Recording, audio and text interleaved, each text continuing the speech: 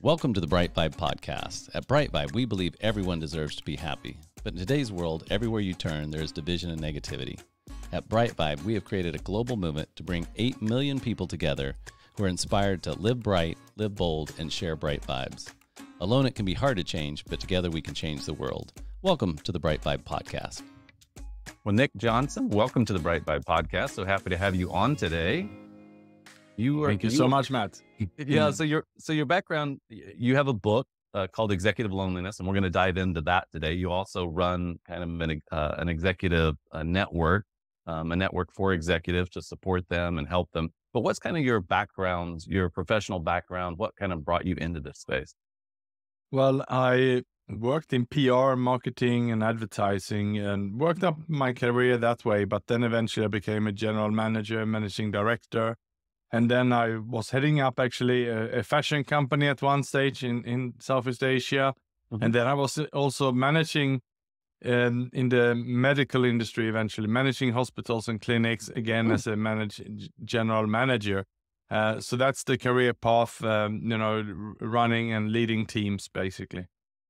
Okay.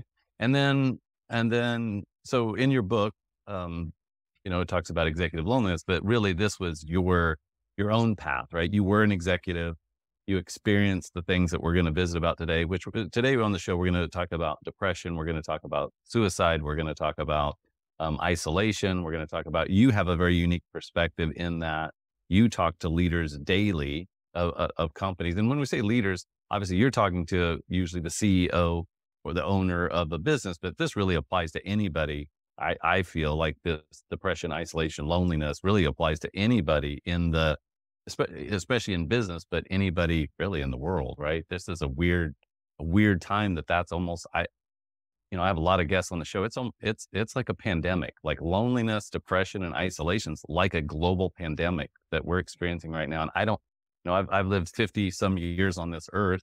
I don't remember ever actually feeling this lonely. And as we dive into your story today, I have a lot of, there's a lot of similarities between my story and your story as far as shared life experience is what I'll call it, right? There's some things in there. So you were a high functioning executive, you were running hospital systems, you run marketing companies, you run all these companies, but what were you experiencing? Well, looking back at my career, I realized, Matt, that it was quite a lonely affair. And I think it's because the way the world is set up, already at university, we are encouraged to study hard, to get scholarships, to get awards for topping the classes and so on. And winning became addicted to me. I really wanted to do well at university. I enjoyed going to those award nights and, getting the trophies and so on. And that was my game. And then when I came into the workforce, I thought it was the same. I wanted to get the promotion. I was so hungry to get, the higher titles. And I only wanted to become managing director. There was nowhere else I wanted to go inside the organization, to the point where actually one of my jobs, believe it or not, but I was actually hired as a future managing director. That was what they were announcing for. And I applied for that. And out of 3,000 people, a few of us got that kind of role. So it's hungry for success. Yeah.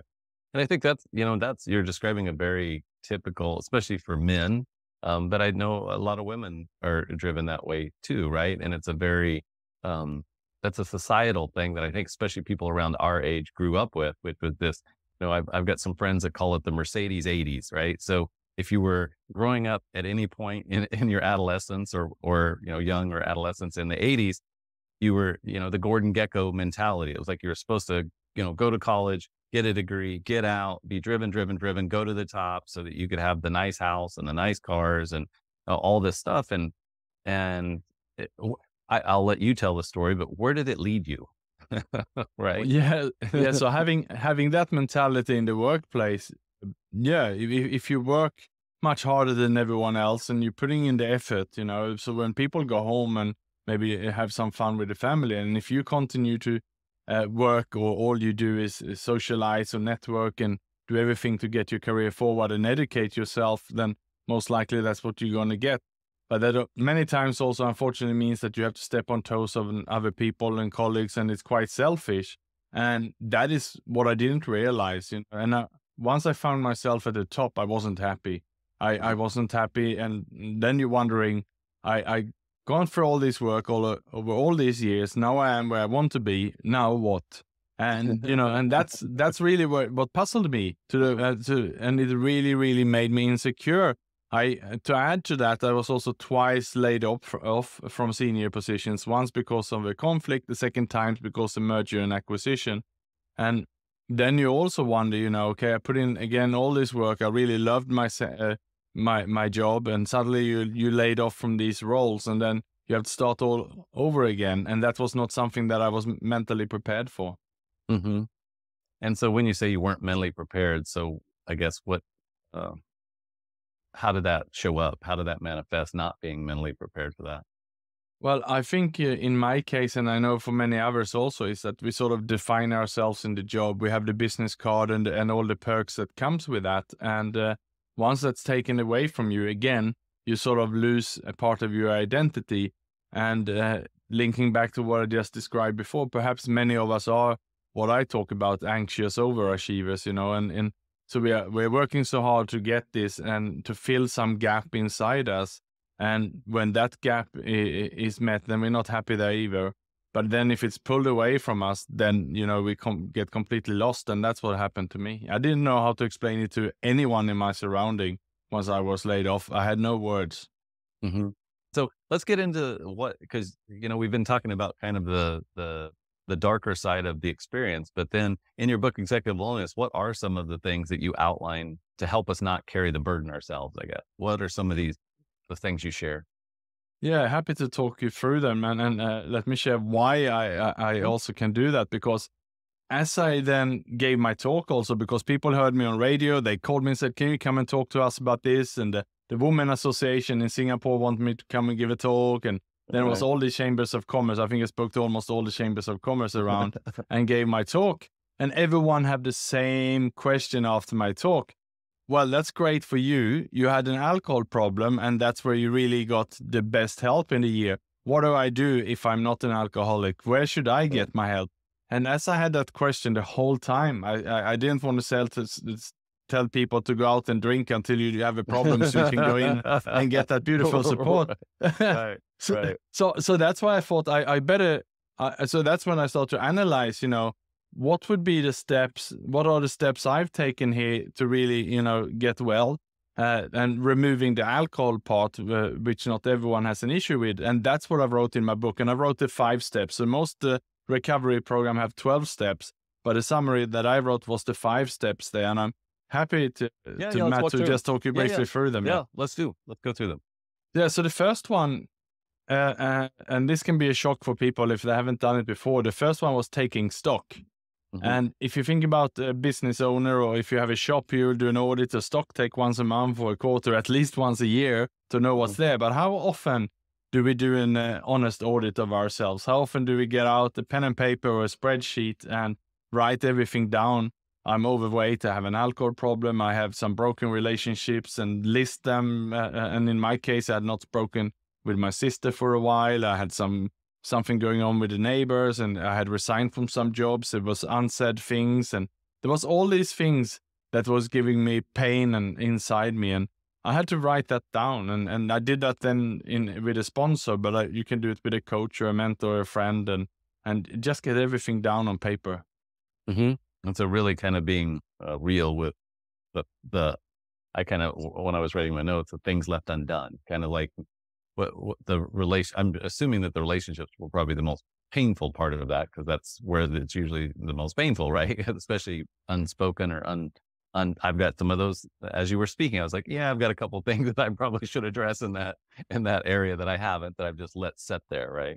So yeah, and I say in my book also, you're only as sick as your secrets. So it's about getting all these things down there. And the first step is doing nothing about it, just writing it all down. And right. This can take a week or a few weeks and I was encouraged even to think through all the way from young childhood.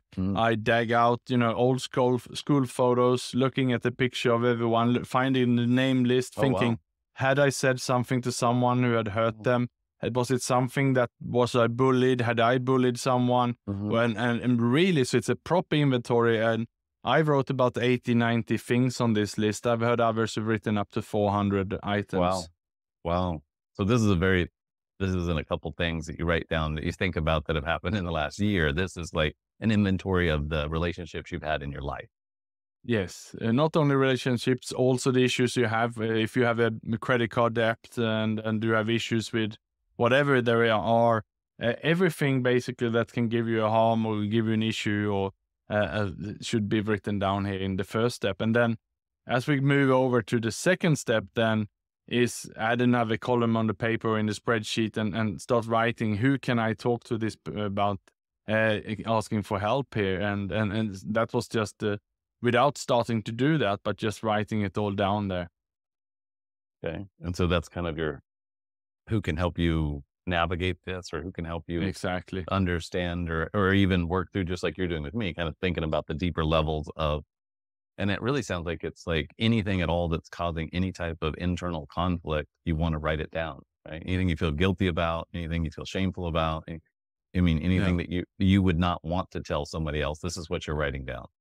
Exactly. And as you can imagine, for any 12-step program, may it be for gambling addiction, social media addiction, drugs or alcohol or whatever the addiction is, you need to remove that because those are the triggers. So that was what I learned, and I thought I worked with coaches, I've gone through so many trainings and never have I been told to do this. And there's so many people who have sugar addictions who go and grab food and they suddenly gain weight. They're not happy about it, but it's all these triggers. So it works for any addiction or any problems and any issues. Because the triggers, the trigger, but then whatever you're doing to coat the pain is not going to go away as long as the underlying trigger, the underlying pain is not being addressed. There's always going to be something else, right? Where do people find out more about your work? They go to a website, you follow you on LinkedIn, obviously, but what's the best way to get in touch with you? Yeah, so I'm active on LinkedIn, so they can look up Nick Jonsson on LinkedIn, and that's NickJonsson. Otherwise, if they're interested in my book, it's on Amazon, both as a Kindle book, hardcover, and also on Audible if they prefer audiobook, and it's called Executive Loneliness. And then as we wind up our time here today, kind of what would be, I love asking this question at the end of the podcast, just to bring kind of succinctness and clarity to, but what would be something that you do want every single person on the face of the earth, right? 8 billion people. If we, capture this next couple, minute or two, and we were able to broadcast this worldwide, what would be the one message that you would think would have, what would have the highest impact and the most resonance with people worldwide? Well, I think if everyone can write down the most painful thing that they have on their mind, and also ask that, talk to one person about that. Just to let that. The most painful thing, and just talk to someone within that day, then a lot of things will be solved. A lot of pain will be lifted. Oh, love it. Love it. Simple and highly impactful. Well, Nick, thank you so much for coming on the BriteVibe podcast today. I certainly appreciate it. And I'm sure our listeners will appreciate it as well. And, you're now a friend of the show. So anytime you'd like to come back on and visit about, new iterations of what you're doing, or if you have a new book or speaking somewhere, we'd love to have you come back on and visit anytime. Sounds great. Thank you so much, Matt. And thanks to the listeners as well.